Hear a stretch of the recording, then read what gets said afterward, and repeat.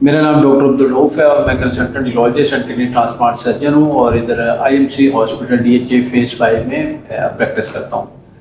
आज हम जिस मौजू के मतलब बात करेंगे वो है किडनी स्टोन। हमारी ओपीडी में रूटीन में यू कैन से कि मोर देन 50% जो पेशेंट्स हैं वो किडनी स्टोन के साथ रिपोर्ट करते हैं और ये कॉमन प्रॉब्लम है।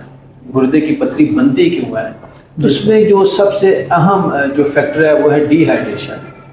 इसके अलावा डाइटरी हैबिट्स भी अपना रोल प्ले करती हैं। मिसाल के तौर पे अगर आप गोश्त का इस्तेमाल ज़्यादा करें या वो फूड जो कि ऑक्जेलेट कंटेंट जिनमें ज़्यादा है, जिसके अंदर पालक है या ग्रीन लीफी वेजिटेबल्स हैं, इसके अलावा चॉकलेट, कॉफ़ी का इस्तेमाल, ये सारी जो हमारी फूड्स हैं ये भी किडनी स्टोन का बायस बनती हैं। इसके अलावा सर्टन मेडिकेशंस होती हैं, मसलन एंटी हाइपरटेंसिव ड्रग्स होती हैं। जोड़ों के दर्द के लिए कुछ अद्वियात का इस्तेमाल जिसमें कैल्शियम की मिकदार ज़्यादा पाई जाती है, ऐसी अद्वियात का इस्तेमाल करके भी किडनी स्टोन बन सकते हैं। इसके अलावा फैमिली हिस्ट्री भी एक जो रोल है वो प्ले करती है। मसलन अगर आपके फोर फादर्स में या पेरेंट्स में से या बहन भाइयों में से किडनी को स्टोन्स बनते हैं तो फिर मरीज़ में किडनी स्टोन्स की जो फॉर्मेशन है उसके चांसेस।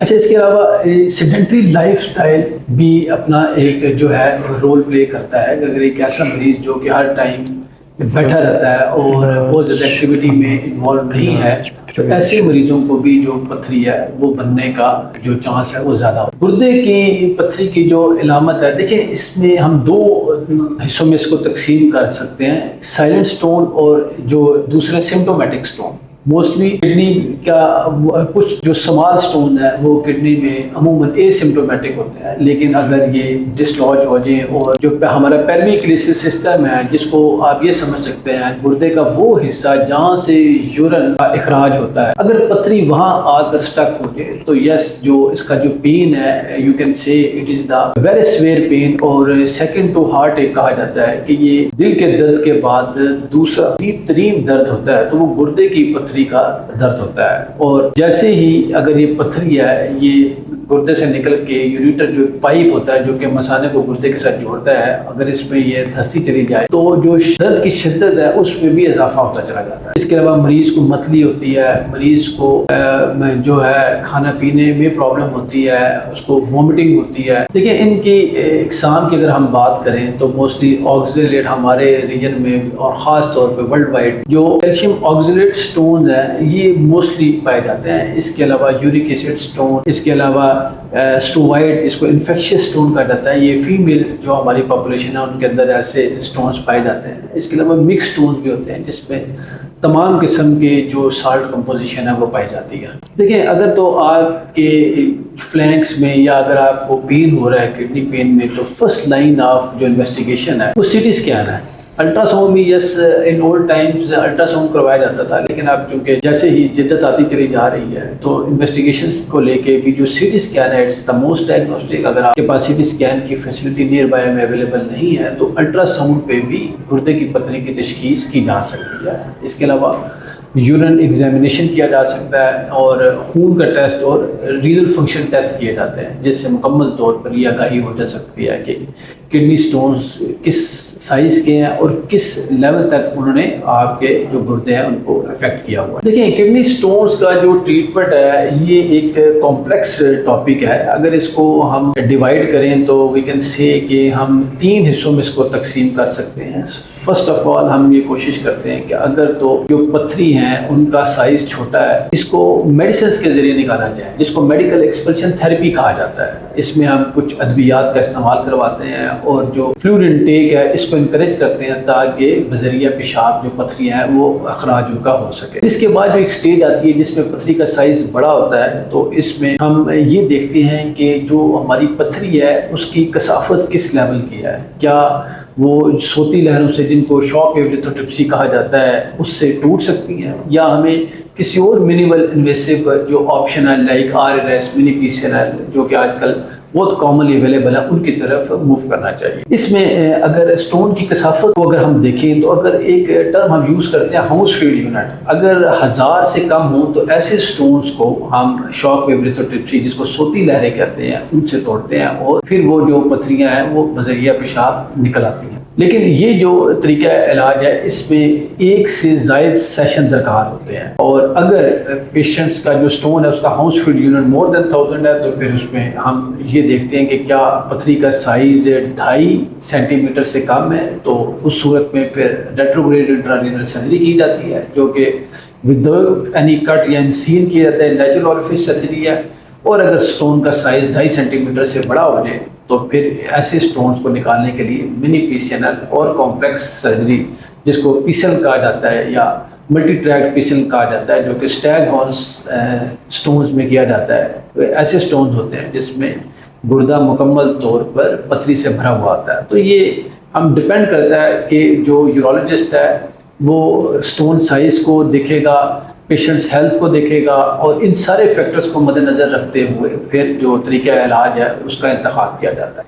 देखें, बगैर इलाज के भी ये चांस मौजूद होता है। अगर 5 mm से छोटी पथरियां हैं तो किसी किस्म के इलाज की जो ज़रूरत है वो नहीं होती, और हम मोस्टली ऐसे जो पथरियां उनको ट्रीट नहीं करते। सिर्फ हम मरीज़ को ये एडवाइस करते हैं कि वो अपना फ्लूइड इनटेक थोड़ा सा बढ़ाए और जो डाइटरी प्रिवेंशंस ले, तो स्पॉन्टेनियस पैसेज का चांस हमेशा मौजूद रहता है। और हमारे काफ़ी मरीज़ ऐसी पथरियां खुद ही पास कर देते हैं यूरिन में। देखिए, गुर्दे की पथरी की जो सर्जरी है इसकी भी इंडिकेशन है। अगर तो मरीज़ को दर्द हो रही है और वो नाकाबिले बर्दाश्त है, गुर्दे का जो फंक्शन है वो ख़राब हो रहा है, या पेशाब के अंदर खून आ रहा है, या कुछ सूरत हाल ऐसी होती हैं जिसके अंदर मरीज़ का गुर्दा एक है मिसाल के तौर पे, तो ऐसे जो मरीज़ हैं उनको फ़ौरन जो गुर्दे की जो पथरी है उसके लिए सर्जरी का ऑप्शन उसको एक्सरसाइज करना चाहिए। देखिए, जैसे मैंने अर्ज़ किया है कि ये सिर्फ एक फैक्टर पे डिपेंड नहीं करता, इस पे स्टोन साइज का होता है कि किस स्टोन साइज को आप कैसे ट्रीट करना चाह रहे हैं। बट अगर पेशेंट का जो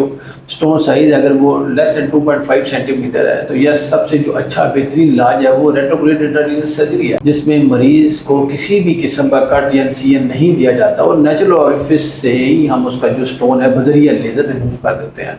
कि जैसे मैंने आपसे अर्ज़ किया कि वो ऐसे पेशेंट जिनका stone size less than 2.5 centimetre होता है, तो ऐसे जो पेशेंट्स हैं वो RLS के लिए आइडियल कैंडिडेट होते हैं। देखिए, अगर हम RLS की रिजल्ट्स वाइज बात करें तो इट्स मोर देन 95% और in some cases it's around about 100%। देखिए, RLS stand for retrograde intrarenal surgery. ये नेचुरल ऑरिफिस के थ्रू हमारे पास एक बड़ी फाइन सी फ्लेक्सिबल स्कोप होती है जिसको हम बजरिया पेशाब की नाली गुर्दे के अंदर एंटर करते हैं, और फिर हमारे पास एक लेज़र फाइबर होता है जिसको हॉल्मियम लेज़र कहा जाता है। उसके ज़रिए हम जो स्टोन है उसकी मुकम्मल तौर पर डस्टिंग कर देते हैं, और फिर ये जो स्टोन जब डस्ट हो जाता है तो ये बजरिया, क्योंकि वाटर फ्लो भी होता है, कि उसके ज़रिए भी बाहर आ जाता है, और फिर हम एक स्टेंट प्लेस करते हैं फॉर 2 to 3 वीक्स। तो ये जो रेत के ज़र्रात हैं खुद बहुत गुर्दे से निकल के बाहर आ जाते हैं। देखिए, ये डिपेंड करता है स्टोन साइज़ क्या है। Normally RLS take up to 1 hour. ये अगर छोटा स्टोन साइज़ है तो 25 मिनट में भी हो सकता है, और अगर स्टोन साइज़ बड़ा है तो अप टू 1 आवर। डिपेंड करता है किस स्टोन साइज़ को आप कैसे जो ट्रीट कर रहे हैं। देखिए, RLS के लिए जो प्रेफर्ड एनेस्थीसिया वो तो जनरल एनेस्थीसिया ही है, लेकिन कुछ ऐसे पेशेंट्स होते हैं जिनके लिए जनरल एनेस्थीसिया सूटेबल नहीं होता है, तो ऐसे पेशेंट को फिर हम स्पाइनल एनेस्थीसिया में भी जो RLS है वो कर लेते हैं। देखिए, RLS में मैक्सिमम चांस होता है क्योंकि हमारे पास एक फ्लेक्सिबल स्कोप होती है जो कि 360 डिग्री पे मूव कर सकती है, बल्कि इससे ज़्यादा एंगल पे मूव कर लेती है, क्योंकि इसकी clockwise, anti clockwise, upward downward rotation हमारे लिए पॉसिबल होता है। लेकिन अगर कोई क्रेसियल स्टोन है जो कि रेंज में नहीं आता तो बाज़ दफ़ा फिर ऐसा जो स्टोन है वो रह भी जाता है, लेकिन ऐसे जो चांसेस है वो बहुत लेस दैन 2 to 3% चांस होता है कि कोई स्टोन पार्टिकल रह जाए। जी, नॉर्मली हम 6 to 8 आवर्स के बाद पेशेंट को डिस्चार्ज कर देते हैं, और जो उसका फोलिस कैथीटर होता है वो 12 to 14 आवर्स के बाद हम उसको भी रिमूव कर देते हैं, और हम मोस्ट ऑफ द टाइम हम पेशेंट के अंदर एक डबल जे स्टेंट है वो प्लेस करते हैं फॉर 2 to 3 वीक्स। तो 2 से 3 हफ्ते के बाद जब वो हम स्टेंट रिमूव कर देते हैं तो पेशेंट बिल्कुल डिजीज फ्री हो जाता है और बड़ा कंफर्टेबल अपनी लाइफ जो है वो गुजार सकता है। अच्छा, अगर वंस आपने पेशेंट को स्टोन फ्री कर दिया है तो हम स्टोन का एनालिसिस करवाते हैं कि वो जो स्टोन है किस वजह से बना है, उसकी रीज़न फिर हम आइडेंटिफाई करते हैं, और आफ्टर 3 वीक्स जब पेशेंट बिल्कुल नेचुरल अपनी जो नॉर्मल डाइट पे होता है तो उस स्टेज पे हम पेशेंट का जो मेटाबॉलिक प्रोफाइल है, जिसमें 24 घंटे का यूरिन लेके उसके टेस्ट करवाए जाते हैं और फिर काजेस को आइडेंटिफाई किया जाता है कि इसके स्टोन क्यों बने थे। अगर मरीज उसकी प्रिवेंशन ले तो yes there is less likely chance है कि वो दोबारा स्टोन फॉर्मेशन का शिकार हो। लेकिन जो फर्स्ट ईयर है after the surgery, that is the very important. अगर किसी भी तरीके से आप पहले साल में स्टोन फ्री पेशेंट को रखें किसी भी मेडिकेशन से या एहतियाती तदाबीर करके, तो चांसेस कम होते चले जाते हैं कि वो फ्यूचर में स्टोन एपिसोड उसको कोई वाकया हो। कांट से कि कॉम्प्लिकेशन, बट ये होता है कि बाद दफ़ा यूरिटर इतना नैरो होता है कि हम इसको फर्स्ट अटैम्प्ट में कर नहीं सकते। तो ऐसी सूरत हाल में हम पेशेंट को डबल जे स्टेंट प्लेस कर देते हैं फॉर 2 वीक्स। देखिए, मैंने आपसे अर्ज किया इट्स मोर देन 95%, और कुछ ऐसी कंडीशन होती है जिसमें 100% भी स्टोन फ्री रेट हम अचीव कर लेते हैं। Generally it's very good procedure for stone free अगर आप पेशेंट को करना चाहते हैं तो। देखिए, 2 से 3 फॉलो विजिट की ज़रूरत होती है। एक तो उसको स्टेंट रिमूवल करवाना पड़ता है और उसके बाद फिर मेटाबॉलिक इवैल्यूएशन करवानी पड़ती है। और गाय बगाए भी हम मरीज़ को ये एडवाइस करते हैं कि आप साल में एक आधी दफ़ा अपना यूरिन कंप्लीट एग्जामिनेशन या अल्ट्रासाउंड करवा के डॉक्टर को दिखाते रहें, ताकि अगर कोई स्टोन फॉर्मेशन हो रही है तो उसको इनिशियल स्टेज पे आइडेंटिफाई किया जा सके और उसको टाइमली ट्रीट कर सके। देखिए, मैं जो अपने हर मरीज़ को कहता हूँ कि एक तो पानी का इस्तेमाल ज़्यादा करें। उसका एक जो पैमाना है मैं मरीज़ों को बताता हूँ कि आप इतना पानी पिए कि आपका यूरिन क्लियर हो। ठीक है, कुछ लोगों को क्लियर यूरिन रखने के लिए मोर देन 3 लीटर्स पानी का इस्तेमाल करना पड़ता है। पानी का इस्तेमाल अगर ज़्यादा करेंगे तो स्टोन फॉर्मेशन के चांसेस कम होते चले जाएंगे। इसके अलावा सर्टन फूड सप्लीमेंट्स हैं, कॉफ़ी, चॉकलेट्स, इनका इस्तेमाल कम करें। ग्रीन लीफी जो वेजिटेबल्स हैं इनका इस्तेमाल ना करें। अच्छा, इसके अलावा जो मीट एक्स्ट्रा हैं जिसमें गुर्दे, कपूरे और कलेजी वगैरह शामिल है, इनका इस्तेमाल भी ना होने के बराबर करना चाहिए, ताकि मरीज़ को दोबारा जो स्टोन फॉर्मेशन है वो ना हो सके। इसके अलावा हम मरीज़ को कहते हैं कि वो बार बार पानी का इस्तेमाल करें, मिसाल के तौर पे। और इसका एक पैमाना ये होता है कि मरीज़ को बार बार पानी पीना चाहिए। हर 2 से 3 घंटे के बाद वो पानी का इस्तेमाल करें ताकि उसका यूरिन क्लियर रहे। देखिए, हमारी जो कॉमन प्रैक्टिस है पेशेंट की, वो सुबह पानी पी लेते हैं, फिर 6-8 घंटे नहीं पीते, ऑफिस पे रहते हैं या अपने वर्क प्लेस पे होते हैं।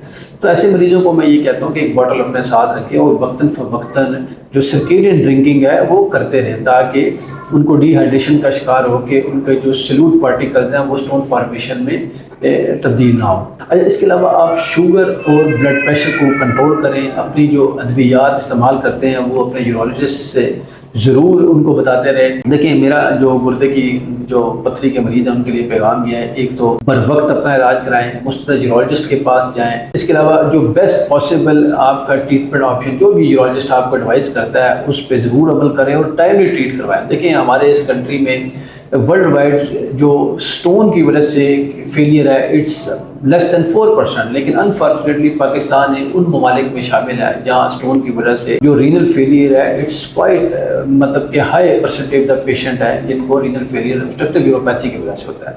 सो हमें प्रिवेंशन पे फोकस करना चाहिए कि मरीज़ की जो बीमारी है वो इनिशियल स्टेज पे ही उसको हम जो है स्क्रीन आउट करें और उसको ट्रीट करें, ताकि जो इस तरह की जो गुर्दे के बीमारी के हवाले से फर्टिलिटी है इसको कम किया जा सके।